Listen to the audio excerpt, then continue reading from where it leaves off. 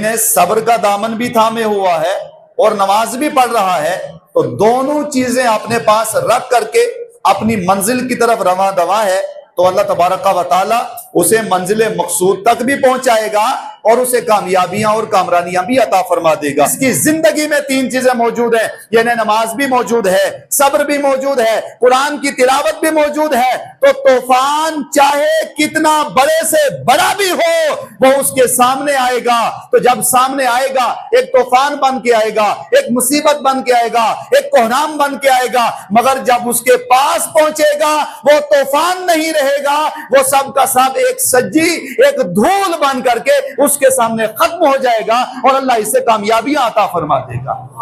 कामयाबी का राज नमाज, और नमाज के बाद दूसरी चीज कामयाबी का राज सब्र है, और तीसरी चीज कामयाबी का राज कुरान करीम की तिलावत है। अल्हम्दुलिल्लाह हम और आप खुशकिस्मत हैं, अल्लाह ने हमें नमाज जैसी अजीम नियामत भी अता फरमा दी, कुरान करीम जैसी अजीम दौलत भी अता फरमा दी, और सब्र कैसे करना है इमाम आली मकाम ने करबला के अंदर करके हमें और आपको दिखा दिया है। ताना ये मकसूद है, आप जितने बड़े नमाजी होंगे, आप जितने बड़े मुत्तकी होंगे, आप जितने बड़े परहेजगार होंगे, आप जितने सोम सलात के पाबंद होंगे, आपकी दाढ़ी मुबारक भी है, आपके सर पर इमामा भी है, जुब्बा भी है, कुब्बा भी है, सलात भी है, तस्बीह भी है, तहज्जुद भी पढ़ रहे हैं, जिक्र भी कर रहे हैं, अल्लाह अल्लाह भी कर रहे हैं, मस्जिदें भी तामीर कर रहे हैं, मदरसे भी चला रहे हैं, खानकाएं भी देख रहे हैं, लोगों में खैरात भी कर रहे हैं, लोगों में सदकात भी कर रहे हैं, सारी चीजें आप कर रहे हैं। अब आप ये समझो कि हमारे ऊपर इम्तिहान नहीं होगा, हमारे लिए आजमाइश नहीं होगी, तो समझें फिर आपकी जिंदगी नहीं है। हाँ, जिस वक्त इम्तिहान अल्लाह की तरफ से होना शुरू कर ले, अल्लाह की तरफ से इम्तिहान हो, तो ऐसे आलम में सब्र किया करें, क्योंकि जो इम्तिहान होता है ये किसी बंदे की तरफ से नहीं होता, आजमाइश भी रब की तरफ से होती है। अल्लाह ताला बंदे को आजमाइश में मुब्तला करके जब इंसान साबिर और शाकिर होता है, खुदा उसके लिए जन्नत के दरवाजों को खोल देता है। यह हाथ खुदा की नेमत है, यह पांव खुदा की नेमत है, यह सर खुदा की नेमत है। गर्ज ये के सर से लेकर पांव तक, पांव से लेकर सर तक, यह इंसान का पूरा जिस्म खुदा की नेमत है। परेशानी आती है तुम्हारे हाथ की कमाई कैसे, सुने, जब जमीन के ऊपर जुल्म बढ़ जाता है, तशद्दुद बढ़ जाता है, खुराफात बढ़ जाती हैं, मनसियात बढ़ जाती हैं, बेहयाई बढ़ जाती है, माशरे के अंदर इस रेश का कोई अदब नहीं, इन बुजुर्गों का कोई एहतराम नहीं, बदतमीजी किस कदर आ चुकी, बेहयाई किस कदर आ चुकी, इंतकाम किस कदर आ चुका। हर आदमी इस वक्त आलम यह है कि वो चाहता है कि बस ये मेरे हाथ में आए, मैं इसे दबाऊं, मैं अपना फला वक्त का बदला मकाऊं, फला वक्त का ये करूं, और ना भी हो तब भी इंसान सोचता है देखा कितना अच्छा हुआ, उसका मकान गिर गया, उसके साथ ये हो गया, उसका बच्चा चला गया, उसके साथ वो हो गया, इसके साथ ये हो गया।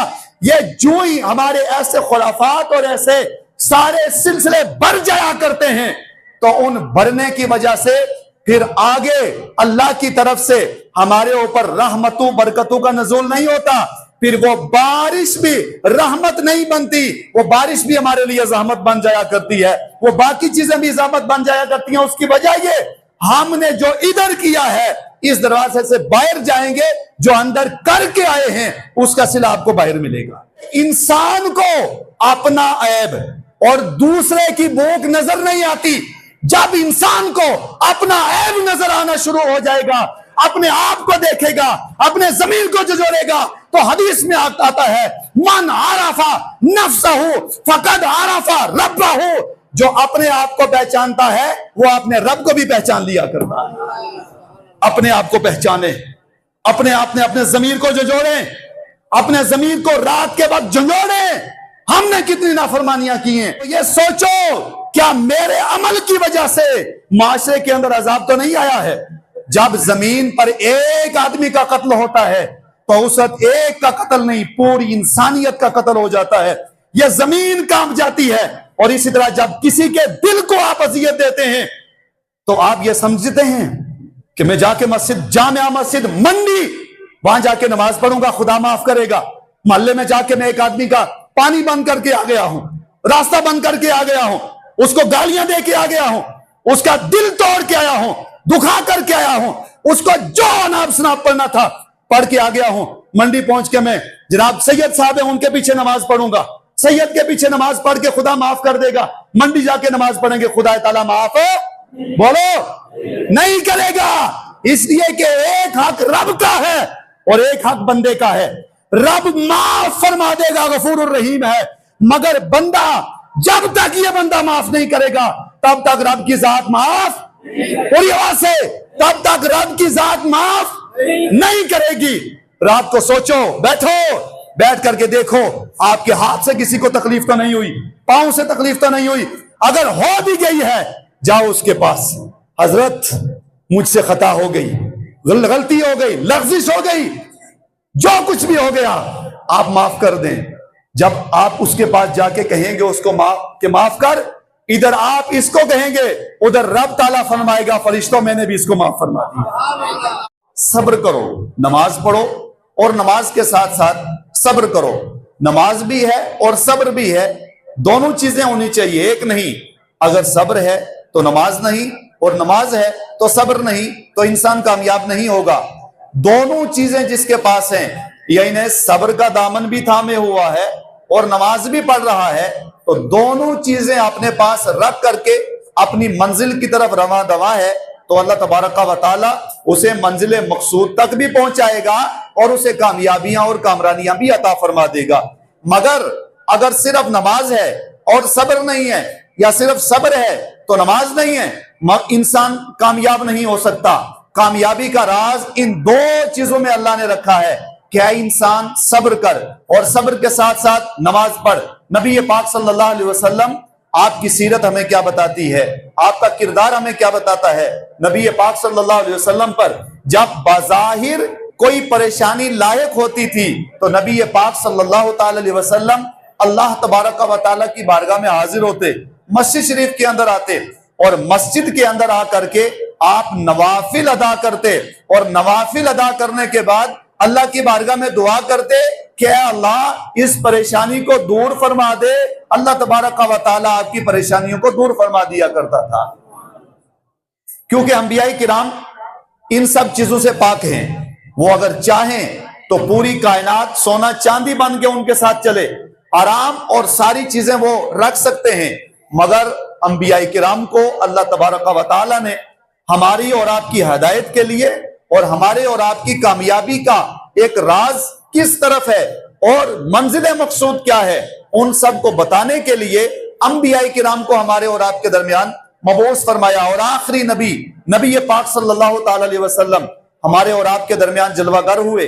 सरकार अलैहिस्सलातु वस्सलाम की सीरत, सरकार अलैहिस्सलाम का किरदार, सरकार अलैहिस्सलाम का चलना फिरना और आपकी जो 63 साल हयात जाहिरी है, उस हयात जाहिरी के अंदर हर एक मसले का हल आपको मिलेगा। सरकार अलैहिस्सलातु वस्सलाम आप मस्जिद के अंदर आते, खुदा की बारगाह में आकर के नवाफिल पढ़ते, अल्लाह ताला की बारगाह में आकर के दुआ करते, अल्लाह ताला की बारगाह में आकर के तौबा इस्तिगफार करते, अल्लाह ताला की बारगाह में आकर के अपने सवाल रब की बारगाह में रखते, अपनी परेशानियां रब की बारगाह में रखते, अपने दुख दर्द रब की बारगाह में रखते। यहां से पता यह चला कि अगर किसी पर कोई परेशानी हो, कोई दुख हो, कोई दर्द हो, तो कभी उस कोने, कभी इस कोने, कभी उधर, कभी इधर, कभी इस दर, कभी उस दर, किसी दर पे जाकर के इंसान को कुछ नहीं बताना चाहिए, फौरन अल्लाह की बारगाह में आ जाए, अपने सर को सजदे में रखे और सजदे में रख करके अपनी परेशानियां, अपने दुख दर्द रब की बारगाह में बयान करे। सजदे से सर उठाने से पहले अल्लाह उसकी परेशानियां दूर फरमा देगा। तो इरशाद फरमाया, ऐ इंसान, पहली चीज नमाज है। नमाज को अपना वसीला पकड़, अपना जरिया पकड़। नमाज के जरिए नजात मिलेगी, नमाज के जरिए कामयाबी मिलेगी, नमाज के जरिए फलाह मिलेगी, नमाज के जरिए जो रास्ते बंद हैं ये खुल जाएंगे, जो ताले लगे हैं वो खुल जाएंगे। वो जादू है, वो असेब है, वो नजरे बद है, वो टूना है, वो शैतानी नौसत है, वो खुराफात है, या ये जितनी और भी शैतानी काम काज या बाकी जितनी चीजें हैं, इन सब से मुकाबला करने वाली चीज का नाम नमाज है।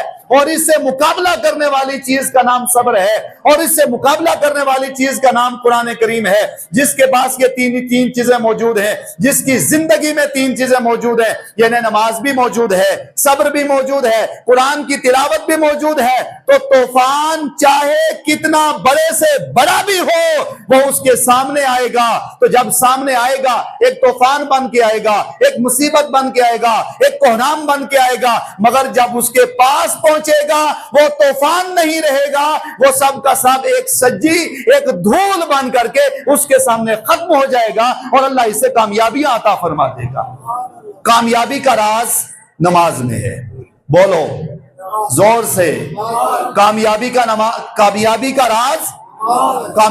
राज नमाज। और नमाज के बाद दूसरी चीज कामयाबी का राज सब्र है, और तीसरी चीज कामयाबी का राज कुरान करीम की तिलावत है। अल्हम्दुलिल्लाह हम और आप खुशकिस्मत हैं, अल्लाह ने हमें नमाज जैसी अजीम नियामत भी अता फरमा दी, कुरान करीम जैसी अजीम दौलत भी अता फरमा दी, और सब्र कैसे करना है इमाम आली मकाम ने करबला के अंदर करके हमें और आपको दिखा दिया है। इरशाद फरमाया इन्नल्लाह मअस साबिरीन, साबिरों के साथ अल्लाह है, साबिरों के साथ आपको दो चार हदीसें भी इंशाल्लाह हम सुनाएंगे, आपका ईमान ताजा होगा। मगर सुनिए उससे कबल आगे इरशाद फरमाया वला तक़ूलू लिमन युक़तलू फी सबीलिल्लाह, जो खुदा की राह में शहीद हो जाए उन्हें मुर्दा ना कहो। और दूसरी जगह फरमाया कि मुर्दा गुमान भी ना करो, इसलिए कि जो खुदा की राह में शहीद हो जाता है वो मरता नहीं है, अल्लाह ताला उसे दोबारा जिंदगी अता फरमा दिया करता है। और इरशाद फरमाया कि उन्हें मुर्दा तक ना कहो, उनकी जिंदगी आपको पता नहीं है, शऊर नहीं है, आप उनकी जिंदगी समझ नहीं सकते। मगर आगे वाली आयत काबिल तवज्जो है, जिसके लिए हमने ये पूरा रुकू आपके सामने तिलावत फरमाया। वलनबलुवन्नकुम बिशैइन मिनल खौफ, अल्लाह तबारक व तआला की तरफ से आजमाइशें होती हैं, और ये याद रखें जो आदमी जितना अल्लाह के करीब होता है उसके ऊपर उतनी ही आजमाइश भी ज्यादा आती है। बाज़ाहिर आप देखें दुनियावी अगर बाकी मामले में के एतबार से भी समझें तो एक आम आदमी है, और एक उसके मुकाबले में उसको थोड़ा सा ओहदा मिल गया, एक उससे ऊपर जिसको ओहदा मिल गया, और एक उससे और ऊपर जिसको उससे भी बड़ा ओहदा मिल गया। तो एक आम आदमी है, उसके ऊपर उतने इम्तिहान नहीं होते, उतनी आजमाइश नहीं होती लोगों की तरफ से, उसके ऊपर उतना सिलसिला लोगों की तरफ से नहीं रहता। मगर एक इंसान जो बज़ाहिर किसी ओहदे पर पहुंच जाता है दुनियावी एतबार से, तो उसे हर तरह की लोगों की बातें भी सुननी है, हर तरह के मामलात का मुकाबला भी करना है, खुशी है, गमी है, परेशानी है, सारे मामलात जिंदगी के हैं, उन सब का उसको मुकाबला करना है। और मुकाबला करने के बाद आगे चलना है। उसके मुकाबले में दूसरा आदमी उसे मोहल्ले में रहता है, उस पर कोई परेशानी नहीं है, उसको कोई दिक्कत नहीं है, आराम से जिंदगी गुजार रहा है, क्योंकि इसके पास कोई ओहदा नहीं और इस आदमी के पास ओहदा है। बगैर तशबीह के जो इंसान अल्लाह तबारक व तआला की बारगाह में पहुंच करके कुर्ब हासिल कर लेता है, उसकी मारिफत हासिल कर लेता है और अल्लाह तबारक व तआला के करीब हो जाता है, तो जो रब के जितना करीब होता है उसके ऊपर उतनी ही आजमाइश भी होती है, उसके लिए उतने इम्तिहानात भी होते हैं। आप नहीं जानते हजरत इब्राहिम अलैहिस्सलाम को, हजरत इब्राहिम अलैहिस्सलाम अल्लाह के दोस्त भी हैं, अल्लाह के खलील भी हैं, अल्लाह के प्यारे भी हैं, अल्लाह के मुकर्रब भी हैं। अल्लाह ताला ने इन्हें दोस्त भी कहा, अल्लाह ने इनको अपना खलील भी कहा, अल्लाह ने इन्हें अपना प्यारा भी कहा, महबूब भी कहा। एक तरफ आलम ये कि इतना ज्यादा मकाम और मर्तबा भी अता फरमाया, मगर दूसरी तरफ अल्लाह तबारक व तआला की तरफ से जब इम्तिहान हुआ तो इम्तिहान का आलम यह है, अल्लाह ताला ने एक बच्चा अता फरमाया और वह बच्चा भी इतना हसीन है, इतना जमील है, इतना खूबसूरत है और रूहुल बयान के अंदर मौजूद है। अल्लाह ने जो उन्हें बच्चा अता फरमाया हजरत इस्माईल अलैहिस्सलाम की सूरत में, उसकी उम्र कितनी है? हजरत इब्राहिम को 80 साल की उम्र में अल्लाह ने एक बेटा अता फरमाया, नहायत हसीन और जमील अता फरमाया और बाद में इरशाद फरमाया इब्राहिम जो जान से प्यारी चीज है वो हमारी राह में कुर्बान करो। तो यहां वाकया बताना मकसूद नहीं है, रिवायत बताना मकसूद नहीं है, यहां बताना यह मकसूद है। आप जितने बड़े नमाजी होंगे, आप जितने बड़े मुत्तकी होंगे, आप जितने बड़े बड़े परहेजगार होंगे, आप जितने सोम सलात के पाबंद होंगे, आपकी दाढ़ी मुबारक भी है, आपके सर पर इमामा भी है, जुब्बा भी है, कुब्बा भी है, सलात भी है, तस्बीह भी है, तहज्जुद भी पढ़ रहे हैं, जिक्र भी कर रहे हैं, अल्लाह अल्लाह भी कर रहे हैं, मस्जिदें भी तामीर कर रहे हैं, मदरसे भी चला रहे हैं, खानकाएं भी देख रहे हैं, लोगों में खैरात भी कर रहे हैं, लोगों में सदकात भी कर रहे हैं, सारी चीजें आप कर रहे हैं। अब आप ये समझो कि हमारे ऊपर इम्तिहान नहीं होगा, हमारे लिए आजमाइश नहीं होगी, तो समझे फिर आपकी जिंदगी जिंदगी नहीं है। हाँ, जिस वक्त इम्तिहान अल्लाह की तरफ से होना शुरू कर ले, अल्लाह की तरफ से इम्तिहान हो, तो ऐसे आलम में सब्र किया करें, क्योंकि जो इम्तिहान होता है ये किसी बंदे की तरफ से नहीं होता, आजमाइश भी रब की तरफ से होती है। अल्लाह ताला बंदे को आजमाइश में मुब्तला करके जब इंसान साबिर और शाकिर होता है, खुदा उसके लिए जन्नत के दरवाजों को खोल देता है।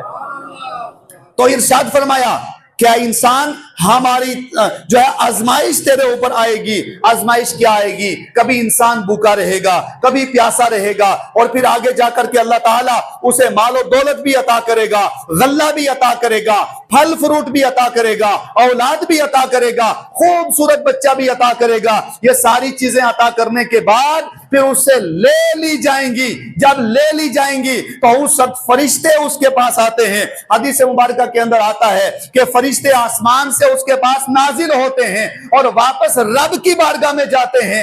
जब फरिश्ते रब की बारगाह में जाते हैं, अल्लाह फरमाता है, ऐ फरिश्तों बताओ मेरे बंदे का आलम क्या है। तो फरिश्ते कहते हैं, ऐ मौला, हम जिस बंदे के पास से आए हैं उस बंदे का आलम यह है कि उसके रिश्तेदार, उनका इंतकाल हो गया, बच्चे चले गए, उसका घर लुट गया, सारा कुछ खत्म हो गया, वो तन्हे तन्हा रह चुका है, और इस वक्त आलम ये कि मुसीबत और परेशानियां उसके सर पर आ चुकी हैं और सारी चीजें उससे छिन चुकी हैं। अल्लाह फरमाता है, फरिश्तों बताओ ऐसे आलम में बंदा कहता क्या है, वो करता क्या है। तो फरिश्ते कहते हैं, मौला, वो बंदा कहता है, कालू इन्ना लिल्लाहि व इन्ना इलैहि राजिऊन। वो ये कहता है कि मौला, माल भी तेरा, औलाद भी तेरी, बच्चे भी तेरे, खानदान भी तेरा, घर भी, यानी तेरे से मुराद ये सब कुछ तूने अता किया है, ये खानदान, ये सब कुछ तूने अता किया, इन सब का मालिक भी तू है, इन सब को पैदा करने वाला भी तू है, और मुझे भी पैदा करने वाला तू है, मैं भी तेरा ही बंदा हूं, सब कुछ तूने अता किया। ऐसे आलम में मैं सब्र करता हूं। अल्लाह फरमाता है, फरिश्तों जाओ और जा करके इस आदमी को जन्नत की बशारत अता फरमा दो और इसको कह दो अल्लाह ने इससे बढ़ करके तेरे लिए अजर फरमा दिया है। आका करीम सल्लल्लाहु अलैहि वसल्लम आपने इरशाद फरमाया कि जो इंसान सब्र करता है और सब्र का दामन थाम लेता है, परेशानियां आए तब सब्र करे, मुसीबत आए तब सब्र करे, गाली गलौज माशरे के अंदर दी जाए तब सब्र करे। और याद रखें एक बात को कि आप अच्छा काम करेंगे, नमाज पढ़ेंगे, दीन की दावत देंगे, आप खतमात पढ़ेंगे, अल्लाह अल्लाह करेंगे, मसाजिद बनाएंगे, नेक काम करेंगे, फिर उसके बाद आप ये सोचें कि माशरे वाले हमारे ऊपर फूल बरसाएंगे, ऐसा नहीं हो सकता है। आपको ताने भी सुनने होंगे, आपको गालियां भी सुननी होंगी, आपको ये सारी चीजों का मुकाबला भी करना होगा।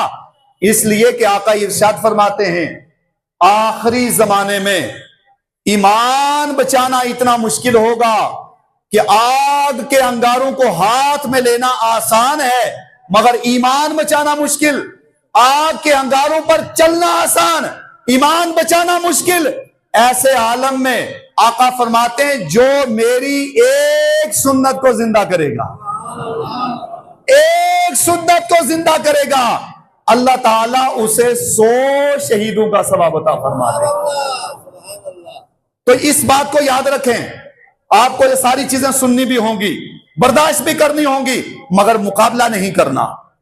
आपने मुकाबले के लिए खड़े नहीं होना, वरना आप देखें ना, एक आदमी उधर से गाली दे रहा है और इधर से आप भी गाली दे रहे हैं, और माशाल्लाह आप नमाजी भी हैं, आपके चेहरे पर दाढ़ी भी है, आपके सर पर इमामा भी है, आप सरकार इस्लाम के आशिक भी हैं, हमारा ये दावा भी है कि हम मुस्तफा जान रहमत से मोहब्बत करते हैं, अहले बैत अतहार से मोहब्बत करते हैं, अल्लाह वालों से मोहब्बत करते हैं। अब जब उधर से पत्थर आए हम पत्थर का जवाब पत्थर से दें, उधर से तीर आए हम तीर का जवाब तीर से दें, उधर से गाली आए हम गाली का जवाब गाली से दें, तो फिर ईमानदारी से बताओ कि मुझ में और उसमें फर्क क्या रहेगा, आप में और उसमें फर्क क्या रहेगा? फिर दोनों बराबर हो गए। इस फर्क को खत्म करने के लिए मुस्तफा जान रहमत फरमाते हैं कि जो मुसीबत के अंदर सब्र करता है, जो परेशानी के अंदर सब्र करता है, जो मसाइब आलम के अंदर सब्र करता है, हर आलम में सब्र का दामन नहीं छोड़ता, इसके लिए अज्र क्या है? तो आका करीम सल्लल्लाहु अलैहि वसल्लम आपने इरशाद फरमाया क्या इंसान जब तेरे ऊपर मुसीबत आए, परेशानी आए, दुख दर्द आए या कोई भी हादसा तेरे ऊपर लाहिक हो जाए तो उस हादसे पर अल्लाह अज्र क्या अता फरमाएगा? आका इरशाद फरमाते हैं अल्लाह ताला उसके मुकाबिल में उसको इतना बड़ा अज्र अता फरमाएगा कि जिस अज्र का कभी वो तसव्वुर भी नहीं कर सकता। और दूसरी रिवायत के अंदर आया है कि जब एक इंसान पर एक परेशानी लाहिक हो, मिसाल के तौर पर एक सुई की नोक है, सुई की नोक के बराबर अगर आपको दर्द हुआ है, उस दर्द को आपने लिए गनीमत समझे। बुखार है गनीमत समझे, सर में दर्द है गनीमत समझे। क्यों? मैं आगे हदीस आपके सामने रख रहा हूं। सर में दर्द है गनीमत समझे, आपको चोट लग गई गनीमत समझे। इसे यह भी मतलब नहीं है कि जनाब खुद जबरदस्ती जाके किसी के नीचे, आप पहाड़ के नीचे या जाके खुद मुसीबत ले, नहीं, जान बचाना भी फर्ज है। जिंदगी में इंसान बार बार दुनिया में नहीं आता, एक ही बार पैदा होता है और एक ही बार मरता है। दुनिया में आता भी एक ही बार है और जाता भी एक ही बार है। जो चला गया वो कयामत तक वापस नहीं आएगा। इसलिए ये जान खुदा की नेमत है, ये आंखों की रोशनी खुदा की नेमत है, ये कान खुदा की नेमत है, ये कुव्वत सामिया खुदा की नेमत है, कुव्वत लामिसा खुदा की नेमत है, कुव्वत शामिहा खुदा की नेमत है, ये खवाई से खमसा खुदा की नेमत है, ये हाथ खुदा की नेमत है, ये पांव खुदा की नेमत है, ये सर खुदा की नेमत है। गर्ज ये के सर से लेकर पांव तक, पांव से लेकर सर तक, ये इंसान का पूरा जिस्म खुदा की नेमत है। पूरा जिस्म खुदा की, पूरा जिस्म खुदा की नियामत है। इस नियामत के, इस जिस्म के ऊपर अगर सुई की नोक के बराबर, नोक के बराबर इंसान के बदन पर तकलीफ आ गई, दर्द हो गया, सुई की नोक के बराबर उसे चोट आ गई, उसे तकलीफ हुई, अल्लाह ताला इस तकलीफ के बदले में उसके गुनाहों को माफ फरमा देता है, उसके गुनाहों को माफ फरमाता है। आगे सुनिए, हदीस शरीफ के अंदर आता है कि जब बंदे पर मुसीबत आती है, अब यहां मैं आपकी तवज्जो चाहूंगा, जोर से बोलेंगे सुभान अल्लाह, और जोर से बोलेंगे सुभान अल्लाह। जब बंदे पर मुसीबत आती है, आपने देखा कि यह पिछला हफ्ता जो गुजरा है कितनी बरसात हुई और इस कदर लोगों का जानी नुकसान हुआ और माली नुकसान हुआ। आपने सुनकोट मरा में देखा कि वहां तूफान आया, पानी की वजह से वो पूरा घर बह गया और वहां तकरीबन 8 आदमियों का इंतकाल हुआ, जिनमें अभी 5 आदमियों की डेड बॉडी, उनका जिस्म अभी तक नहीं मिला। कितना बड़ा हादसा और सानेहा हुआ। आप उस आदमी की वीडियो देखें यूट्यूब पर, उनकी मौजूद है, वो हाजी साहब क्या कहते हैं? कहते हैं इस हाल में भी मैं सब्र करता हूं और अल्लाह की रजा के ऊपर राजी हूं। यह है ईमान वाले की बोली। ईमान वाला घर में मुसीबत आ जाए, परेशानी आ जाए, कुछ भी आ जाए, वो गिला शिकवा नहीं करता, हर हाल में सब्र किया करता है। आगे लोरन में आप देखें कि एक ही घर के 7 आदमी, वहां उनका इंतकाल हो गया। उसके बाद और भी काफी लोगों का इंतकाल हुआ। रजौरी में आप देखें, दरा सांगला में देखें और बाकी जगह देखें कि कितना स्लाइड की वजह से माली नुकसान, जानी भी हुआ और जानी के साथ साथ माली कितना नुकसान हुआ। और बाकी ये चीजें आप जो देख रहे हैं, 2 चीजें हैं यहां, 2 चीजें मैं आपके सामने रखना चाहता हूं। मुसीबत, परेशानी, दुख, दर्द, ये बसा औकात इंसान के अपने हाथ की कमाई का सिला है, बदला है। जो इंसान अपने हाथ से करता है, खुद करके गया है, जो ही पीछे कोई काम किया तो फौरन, कुरान करीम में है, वमा असाबकुम मिन मुसीबतिन, जब तुम्हारे ऊपर कोई मुसीबत परेशानी आती है, यह तुम्हारे हाथ की वजह से, यह तुम्हारे हाथ की कमाई। कैसे?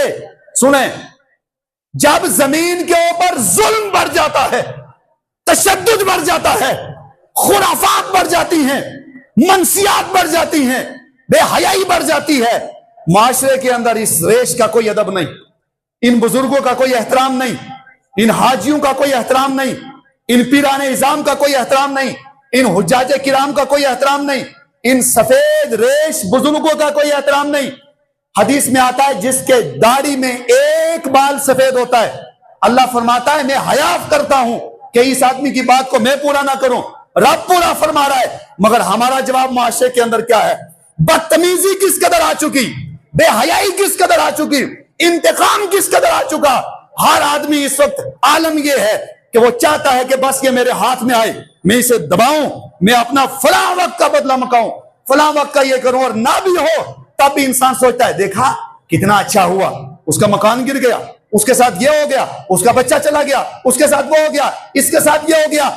ये जो ही हमारे ऐसे खुराफात और ऐसे सारे सिलसिले बढ़ जाया करते हैं, तो उन बढ़ने की वजह से फिर आगे अल्लाह की तरफ से हमारे ऊपर रहमतों बरकतों का नज़ुल नहीं होता, फिर वो बारिश भी रहमत नहीं बनती, वो बारिश भी हमारे लिए ज़हमत बन जाया करती है, वो बाकी चीजें भी ज़हमत बन जाया करती हैं। उसकी वजह ये, हमने जो इधर किया है, इस दरवाजे से बाहर जाएंगे, जो अंदर करके आए हैं उसका सिला आपको बाहर मिलेगा। पहली चीज कि हमारे हाथ के किए हुए, हमारे अपने अमाल की वजह से, आप रात को सोचें, तन्हाई में बैठ करके, जब जमीन के ऊपर जलजला हो, मुसीबत घर में आए, कोई भी मसला बने, घर में बैठ करके, तन्हाई के अंदर बैठ करके जरा सोचें, उस मालिक ने आज तक हमारे लिए रिस्क का दरवाजा बंद नहीं किया। उस मालिक ने हमारे, भाई घर में अगर बच्चा बाप की नाफरमानी कर दे, बाप उठा के बाहर निकाल देता है। माशरे के अंदर हम अगर किसी को देख लें, किसी ने कोई गुनाह कर दिया, कोई खता कर दी, तो हम पूरे इलाके में डंडोरा पीटते हैं, और देखो वो ऐसा, वो वैसा, वो वैसा। भाई वो जैसा कैसा है वो जाने, आप खुद अपने ज़मीर को देखो। क्या आप गुनाह नहीं करते? क्या हम गुनाह नहीं करते? क्या हमारे अंदर खुराफात नहीं है? क्या हम ऐसा काम नहीं करते? बस फर्क ये है कि खुराफात और गुनाह अपना ऐब और दूसरे की भूख इंसान को नजर नहीं आती। इस वक्त हनीफ साहब खाना खा के आए या नहीं आए, मुझे इनकी भूख नजर नहीं आएगी, हो सकता है खाना ना खाया हो, तब भी मुझे नहीं पता, क्योंकि इंसान को अपना ऐब और दूसरे की भूख नजर नहीं आती। जब इंसान को अपना ऐब नजर आना शुरू हो जाएगा, अपने आप को देखेगा, अपने ज़मीर को झंझोड़ेगा, तो हदीस में आता है, मन आरफा नफ्सहु फकद आरफा रब्बहु, जो अपने आप को पहचानता है वो अपने रब को भी पहचान लिया करता है। अपने आप को पहचाने, अपने आप ने अपने ज़मीर को झंझोड़े, अपने ज़मीर को रात के वक्त झंझोड़े, हमने कितनी नाफरमानियां की हैं, फिर रब का शुक्र भी करें, मालिक तेरा शुक्र है, नाफरमानियां हमने की, खताएं हमने की, जुर्म हमने किए, मगर मालिक तेरा शुक्र है कि तूने अपना अजाब हमारे ऊपर नाजिल नहीं किया, हमें तूने अब भी मोहलत दी है। वक्त है, आओ, जब ये जिंदगी चली जाएगी, कब्र में इंसान पहुंचेगा, फिर वक्त हाथ आने वाला नहीं है। तो ये सोचो, क्या मेरे अमल की वजह से माशरे के अंदर अजाब तो नहीं आया है? जब जमीन पर एक आदमी का कत्ल होता है, तो उस वक्त एक का कत्ल नहीं, पूरी इंसानियत का कत्ल हो जाता है, यह जमीन कांप जाती है। और इसी तरह जब किसी के दिल को आप अजियत देते हैं, तो आप यह समझते हैं कि मैं जाके मस्जिद, जामिया मस्जिद मंडी, वहां जाके नमाज पढ़ूंगा, खुदा माफ करेगा। मोहल्ले में जाके मैं एक आदमी का पानी बंद करके आ गया हूं, रास्ता बंद करके आ गया हूं, उसको गालियां दे के आ गया हूं, उसका दिल तोड़ के आया हूं, दुखा करके आया हूं, उसको जो अनाप शनाप पढ़ना था पढ़ के आ गया हूं। मंडी पहुंच के मैं, जनाब सैयद साहब है, उनके पीछे नमाज पढ़ूंगा, सैयद के पीछे नमाज पढ़ के खुदा माफ कर देगा। मंडी जाके नमाज पढ़ेंगे, खुदा ताला माफ बोलो नहीं करेगा। इसलिए कि एक हक रब का है और एक हक बंदे का है। रब माफ फरमा देगा, गफूर रहीम है, मगर बंदा जब तक ये बंदा माफ नहीं करेगा तब तक रब की जात माफ, पूरी आवाज से, तब तक रब की जात माफ नहीं करेगी। रात को सोचो, बैठो, बैठ करके देखो, आपके हाथ से किसी को तकलीफ तो नहीं हुई, पांव से तकलीफ तो नहीं हुई, अगर हो भी गई है जाओ उसके पास, हजरत मुझसे खता हो गई, गलती हो गई, लफ्जिश हो गई, जो कुछ भी हो गया आप माफ कर दें। जब आप उसके पास जाके कहेंगे उसको माफ कर, इधर आप इसको कहेंगे, उधर रब ताला फरमाएगा फरिश्तों मैंने भी इसको माफ फरमा दिया। तो पहली मुसीबत इंसान के अपने हाथ की कमाई की वजह से है। हाथ पे कंट्रोल करना होगा, जुबानों पे कंट्रोल करना होगा, आंखों पे, जिस्म पे, पांव से सर तक, सर से पांव तक इस जिस्म को जकड़ना होगा, इस जिस्म को कैद करना होगा, किसी और जगह नहीं, मुस्तफा की शरीयत के अंदर कैद करना होगा, सरकार के उस्वा में कैद करना होगा, किरदार में कैद करना होगा। और दूसरी चीज सुन लें और बात खत्म करें। दूसरी, पहली तो अपने अमल की वजह से इंसान पर मुसीबत आती है, और दूसरा बसा औकात इंसान के अमल की वजह से नहीं, बल्कि जब इंसान का अमल अल्लाह को पसंद आ जाता है तो अल्लाह ताला बतौर आजमाइश उसको इम्तिहान में डालता है कि यह आदमी कितना सब्र करता है। आपके घर में कोई हादसा हो जाए, हमारे घर में कोई हादसा हो जाए, मैं माजरत के साथ, मुझे माफ करेंगे आप हजरात, हमारे यहां खासतौर पे मस्तूरात ऐसे ऐसे जुमले पढ़े जाते हैं कि माज़अल्लाह अस्तगफिरुल्लाह, इंसान कुफ्र की हद को पार कर जाता है। यह जुल्म हो गया, ये तशद्दुद हो गया, ये हो गया, और माज़अल्लाह मैं वो जुमले नहीं दोहराना चाहता जो हमारे माशरे के अंदर पढ़े जाते हैं, ये सारे कुफरिया जुमले हैं। और कुफरिया जुमले से इंसान पर जो नेमत उज़्मा मिलने वाली थी वो खत्म हो जाती है। हजरत उम्मे सलमा सरकार की ज़ौजाए मोहतरमा है, जब पहले शोहर का इंतकाल हुआ इन्होंने सब्र किया और कहा मेरे मालिक तू बेहतर फैसला फरमाएगा। जब सब्र किया, उम्मे सलमा का निकाह मुस्तफा जान रहमत के साथ हुआ। यह सब्र के ऊपर जज़ा मिलती है। जब इंसान अपनी मस्तूरात को समझाएं, अपने बच्चों को समझाएं, खुद अपने आप को कंट्रोल में रखें, सब्र करें। जब आप जमीन पर सब्र करेंगे तो जन्नत के सारे दरवाजे आपके लिए खुल जाएंगे। अल्लाह तबारक व तआला की बारगाह में दुआ है कि अल्लाह ताला हम सबको अमल पैरा होने की तौफीक अता फरमाए।